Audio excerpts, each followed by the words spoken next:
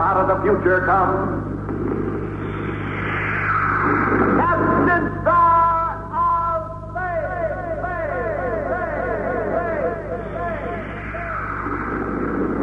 Roam the star worlds with Captain Starr, ace adventurer of space. Thrilling transcribed adventures in outer space and strange and far-off worlds where mystery, intrigue, and danger ride on every space fleet mission with Starr of Space!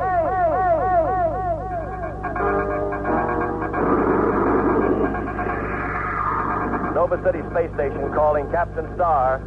Nova City Space Station calling Captain Starr. Report for special space mission.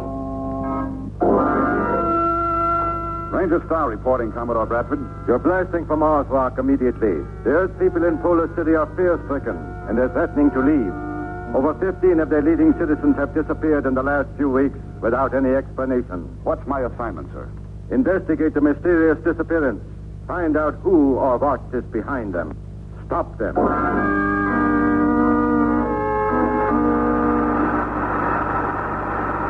Shooting Star to Spaceport, Nova City, Earth. Spaceport, Nova City. Go ahead, Shooting Star. Blasting on priority assignment, SR-1, destination Polar City, Mars. Ranger Starr commanding. Gail Archer. That's on Anderson crew. Stand by. Okay, Rock, she's all yours. Pile building up. 10, 9, 8, 7, 6, 5, 4, 3, 2, 1. Really?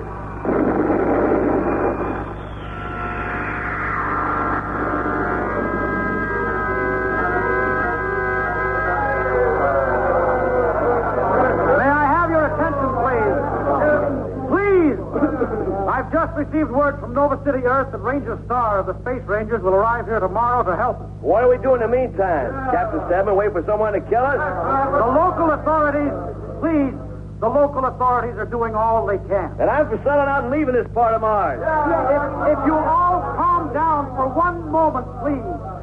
Please, let's at least give this Ranger our support. If you can't find out anything, then I'll be the first to lead you out of Polar City. Captain Stedman! Captain Stedman! Tommy, what is it? My uncle! Uncle Bob! What happened? Uncle Bob is gone!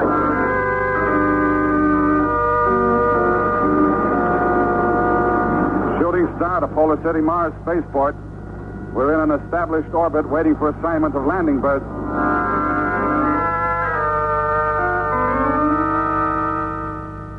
Robert Kane's disappearance brought the total of missing persons up to 16 among the Earth colony. And they've all disappeared without any logical explanation. I see. But how can people disappear in thin air, Captain Stedman? I wish I could answer that, Flaps. I understand that Tommy was with his uncle when he disappeared. According to Tommy, yes. Is there any reason to doubt him? You know how young children are. They have vivid imaginations. Yes. Tommy was very broken up over his uncle's disappearance, wasn't he? I can understand why. Tommy's parents were killed by the Martians when the Earth people settled here. His uncle adopted him. Have you seen Tommy yet? No. Gail Archer, medical supervisor, member of our crew, is with him right now. We thought she could break the tension better. All I can suggest is that you listen to his story and draw your own conclusions. Oh, we intend to. Fantastic as it may sound, it could be true, I suppose. Most of the Earthmen here are farmers, aren't they? Yes. Polar City, as you know, is noted for its excellent farming area. This section being close to the polar cap makes it a perfect climate, not to mention the fact it provides us with the best land on the planet. Then it would be possible that the belt around the polar area could eventually make Earthmen on Mars self-sustaining as far as the food supply goes. Well, yes, eventually, but I don't see... What do you mean, Rock? Well, whoever controlled the food supply on Mars could control the people. Is that correct, Captain Stedman? We never thought of it, but yes, I guess you're right. Then someone or something is trying to scare the Earth people away from Polar City so they can take over the land. That's ridiculous. Oh, a hungry man will do anything for food, for his body, soul, or mind, Captain Stedman. Even kill. That is more medicine, isn't it, Miss Archer? No, this is something you'll really like, Tommy. Here. Go ahead. I promise you'll like it. What is it? Well, a special drink that all boys and girls like on Earth. It's a vitamin malt. Go ahead. It is good. Thanks a lot. I'm glad you like it. Tell me something about Ranger Starr. Oh, you like him. He's a space ranger, and, well, he's big and handsome and has a cute smile and a twinkle in his eyes. You like Rocky, don't you? Now, listen, young man, you're getting very personal. But you do like him, don't you? Well, certainly. I've been a member of his crew since the Space Fleet days. No, I mean, you really like him. Well, He is very nice, but now listen, I think that you said that... How's the patient, Gail? Oh, he's just fine, Rocky. Boy, am I glad to see you. Oh? I was just asking her if you like... Tommy wanted to know when you were going to get here. Tommy, this is Ranger Starr. Rocky to you, Tommy. Hi, Rocky. Tommy's been asking a lot of questions. Well, that's the only way you'll ever learn, Tommy. Ask questions. And that's why I want to ask you some questions. I want to learn something. All right, sir. Well, the day that you were out with your Uncle Bob, tell me what happened. We went out to look over the land. Uncle Bob did that about once every 6 Earth months. Well, we were skipping some rocks along the water in the stream, and all of a sudden Uncle Bob stopped and started walking away. Mm-hmm. What did you do? I followed him and kept asking him where he was going, but he wouldn't tell me. Well, what did he do? He hit me and knocked me down. I was so scared I ran back into town. Uncle Bob was nice to you, wasn't he, Tommy? Always. Well, then, don't blame him for what happened. He probably wasn't himself. Sounds like he was under some sort of hypnotic spell. But where'd he go? Why'd he leave me? That's what we're trying to find out, Tommy. Oh, Rock, Stedman wants you on the visit wave. Well, I'll be right back, Tommy. I'll go with you. What is it, Flash? Well, Stedman wouldn't tell me, just said it was urgent. What kind of a boy does Tommy strike you as being, Gail? Oh, a very normal boy, Rocky. Why? Just wondered. That was my impression, too. Did Tommy help any? Some. A mental control is being exerted over the missing person. Exactly what, I don't know. Here's a visit wave. Ranger Starr. Stedman here, Ranger Starr. Better get over to my place at once. Avon Brickner, one of the missing persons, just walked into my office.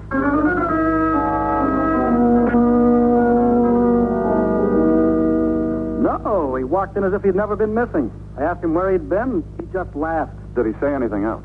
Claimed he's been up in the hills looking over his land and that there was no need for alarm. He got up to leave and then just passed out on the floor.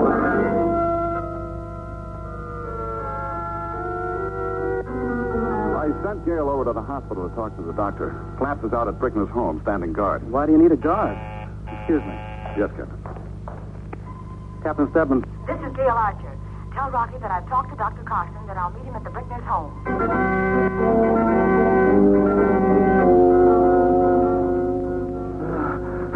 Just to look at him, Rocky, I'd say that he'd battled something both mentally and physically. And the hollows in his face are deep, but that could be from lack of food. Well, the doctor checked him over but couldn't find anything physically wrong. A case of shock is all he could call it.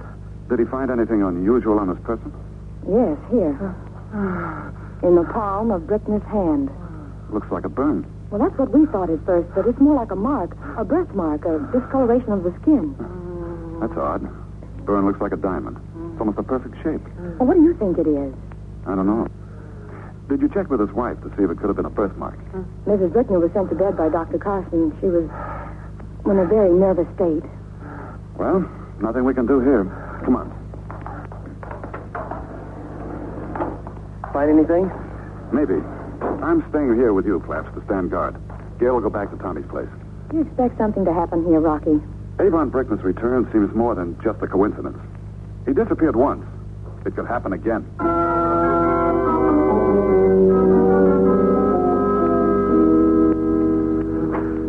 What do you expect to find in a clothes closet? Clothes? Oh, I know that. But why can't you look for them in the daytime instead of night? Here we are. Huh? Well, they look like they've been in a cosmic storm. Brickner was wearing them when he walked into Stedman's office today. Oh. What? Jacket and trousers are stiff. Seems like they've been in some sort of liquid. Water? Well, it hasn't rained here in over an Earth week, and his boots are watermarked. Well, what about the stream that Tommy told you about? Well, it doesn't seem to be. Hey, Rock. Somebody's at the window. Get your flash beam out. When I signal, turn it on.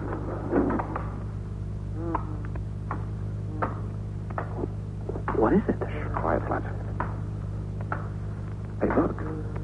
It's walking over to Brickner's bed. It looks like it's going to... Turn on your flash beam, quick! Don't blast, Flash. Well, but he's getting away. We don't want to kill intelligent life unless we have to. But what was it? Well, it looked like a small-sized version of a Martian. We won't say anything about this, Flash. I'd just soon forget about it. Just hope we don't meet up with another one. We'll probably meet up with quite a few of them before this assignment is over.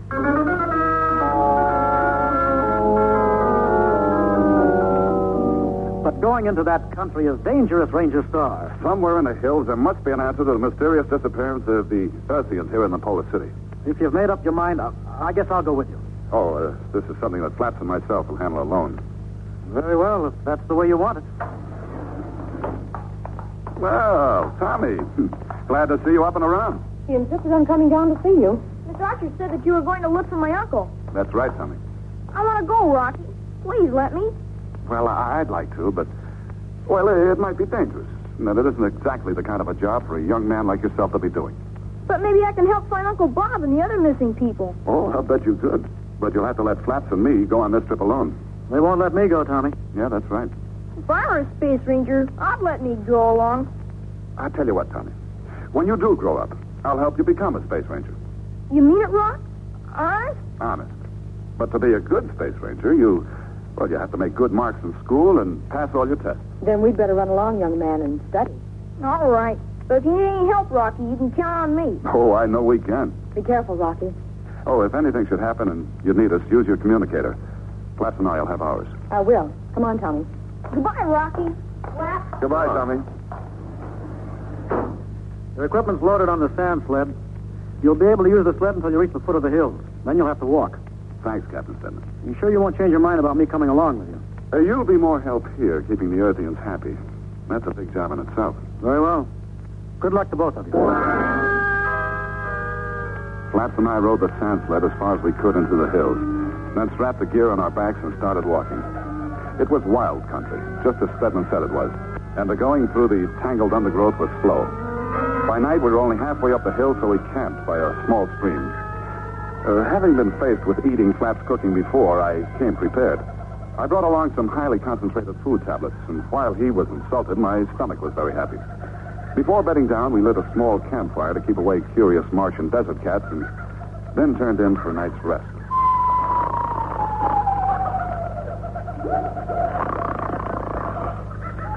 Flaps. Flaps, wake up. Flaps! What's going on? We have a visitor. Over in the bushes. Huh? Get your blaster. Go around one side, I'll go around the other. Now be careful. Come on out or I'll blast. I'll count up to 3, then start blasting. 1, 2. Don't blast, Rocky. It's me. Hold it, Flaps. Hold it. I know I broke my promise, Rocky, but I just had to come along. But how did you get here? I hid in the back of your sand sled. Oh, why didn't we see you? When you stopped, I climbed out and then followed along behind. Jumping Jupiter. Tommy. Hello, Ranger Flap. Hi, kid. Do I have to go back, Rocky? Well, you can't go back tonight. Oh. We'll contact Gale on the communicator the first thing in the morning, and then we'll see if you can stay or not. Right now, say your prayers and get some sleep.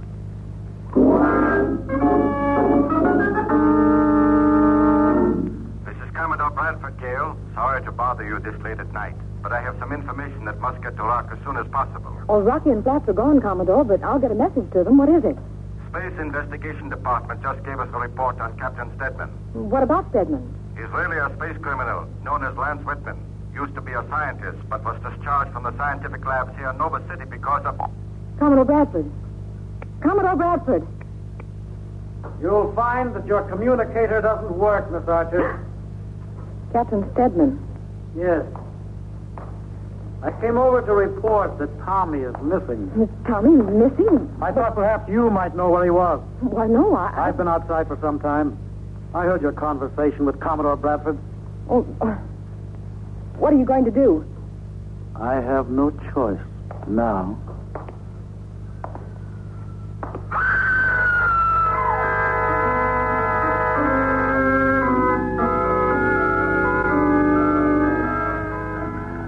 Well, how do you feel after a good breakfast, Tommy? Fine, Rocky. Yeah. Nothing like a good breakfast to give you a good start in the day. You remember that. I will. I don't understand it, Rock. Understand what, Flash? Well, my communicator doesn't work. Tried everything. Well, then use mine. I did. It doesn't work either. Well, they were both checked before we left Stedman's. Yeah, well, whoever checked them to be sure they wouldn't work. Flaps took one of the communicators apart and found the microtube missing. Now we were out of communication with Gale and had no way of knowing what was going on in Polar City. Get the gear together, Flaps. We're going back to Polar City now. Right. Rocky! Rocky, help! Ah! I spun around fast in the direction of Tommy's frantic voice and started running to help him. Down by the edge of the stream, I saw one of the funny Martian men Platts and I had seen before. He had Tommy in his arms. I grabbed him and spun him around. He might have been small, but he was fast and strong. I was on the ground now with the Martian on top of me. His hands were around my throat, and I was struggling to break his grip. Hey, what in the universe happened? He grabbed Tommy and was running away. Well, that's the same kind of creature we saw at Brickner's house. Yeah, I told you. We'd be seeing a lot more. Well, where's Tommy? He was just here a few seconds ago. He's not here now. Tommy! Tommy! There he is, Rock. Look, he's walking down the middle of the stream. Tommy! Just a minute! Great thing in the universe. Look at him. He's way out of this world. Don't touch him, Platt. Well, shouldn't we do something? Tommy's all right, I'm sure, but in some sort of a trance. Oh, what's he holding in his hand? Looks like a necklace or a charm. Hey, I remember now. That native had something around his neck. I was on the ground and suddenly I felt weak and... that's it, Platt. The necklace had a purple ornament on it. That's the piece that hypnotizes victims, and through it, a mental power controls them. Well, what do we do about Tommy? Follow him.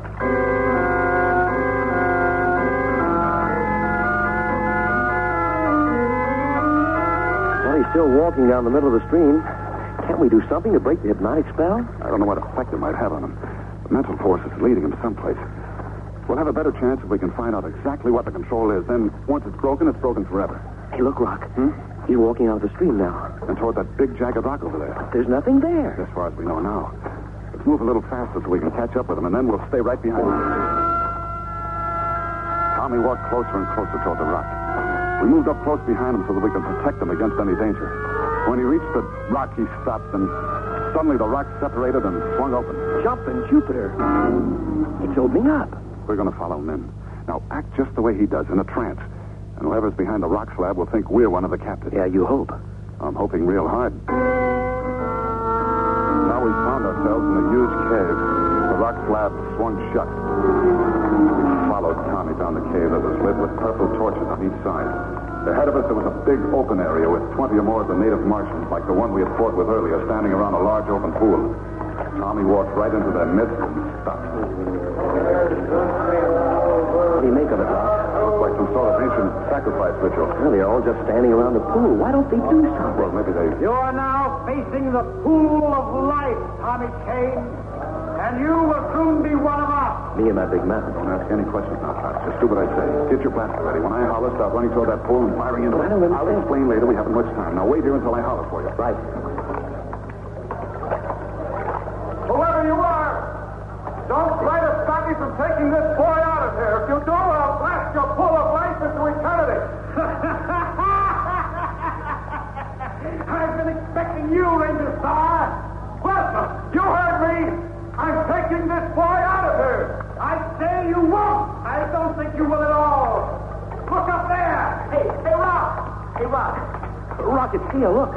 She just walked out on that ledge up there. Now, no matter what happens, just do as I told you to. The minute you start blasting into the pool, Ranger Starr, Miss Archer will walk to the edge of the cliff and fall into it.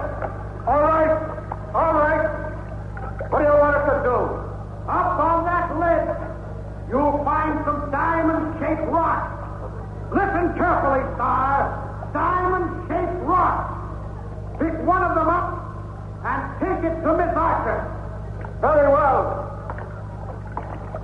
In just a few moments, Ranger Starr, you will become one of us. Yes, one of us, Ranger Starr, as your friends have. And my plans will become that much easier. Well, stand by to begin the pool. Grab Tommy, I'll get Gale.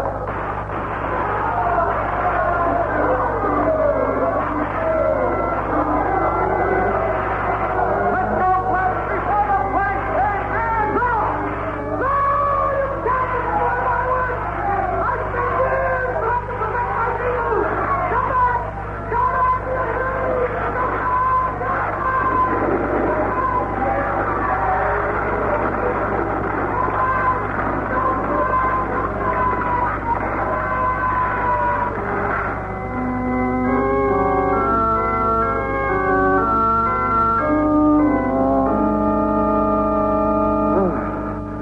Tommy and myself are deeply indebted to you, Ranger Starr. We sure are, Rocky. Thanks an awful lot for saving my Uncle Bob. Remember what I told you, Tommy. Study real hard, and when you grow up, I'll see to it that you're a space ranger. That'll be repayment enough for me. A shooting star ready to blast, Rock. Okay, we're coming. Come on, Gail. Goodbye, Thomas.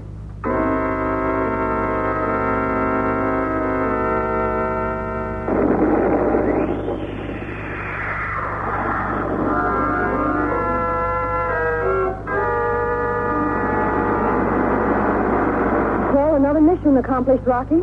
Yes, but with a very narrow escape. You know, all I want to know is what was in that pool that I blasted so much, Rock?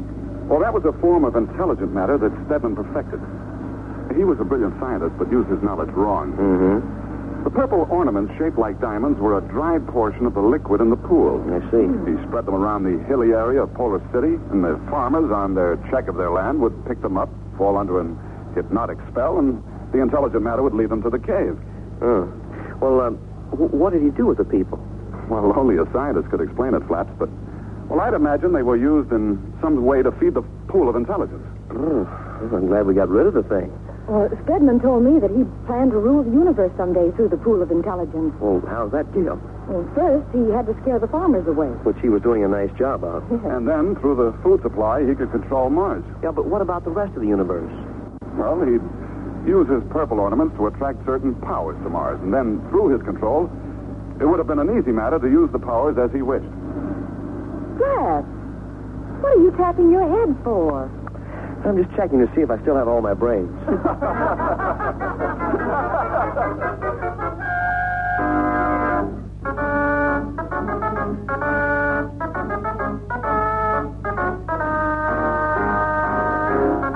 Captain Starr of the Space Fleet is based on characters created by Tom Hubbard and written for radio by Tom Hubbard and Fred Eggers.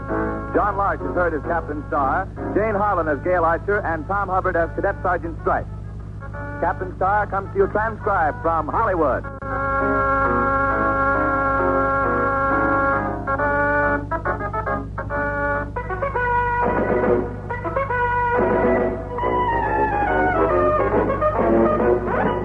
That's all for today, boys and girls. Be sure and join us next week for some more Saturday morning adventures.